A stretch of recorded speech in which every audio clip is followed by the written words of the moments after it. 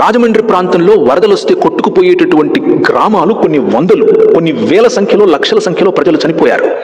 ఆ సమయంలో గుర్రం వేసుకుని తిరిగినటువంటి ఒక సాధారణమైన బ్రిటిష్ జనరల్, ఆ జనరల్ ఆయనకు బాధ్యత ఏమిటి అనంటే, ఈ భూమిని, తెలుగు ప్రజలను ఆయన ప్రేమించి ఆయన అన్నాడు, ఒక క్రైస్తవునిగా నా కాళ్ళ క్రింద ఇంత మంచి నీరు కొట్టుకొని పోవటమే కాకుండా ఇన్ని గ్రామాలను కొట్టుకుని తీసుకెళ్లిపోతూ ఉంటే నేను ఎలా గుండె మీద చేసుకుని నిద్రపోవాలి అని ఆలోచించి పైన బంగాల్ ప్రాంతం నుంచి కింద మెడ్రాస్ వరకు ఆయన గుర్రం మీద తిరిగి పల్లం ఎలా ఉంది, నీళ్లు ఎలా వస్తున్నాయి అన్న స్టడీ చేసిన తర్వాత ధవళేశ్వరం దగ్గర ఒక బ్యారేజ్ కట్టాడు.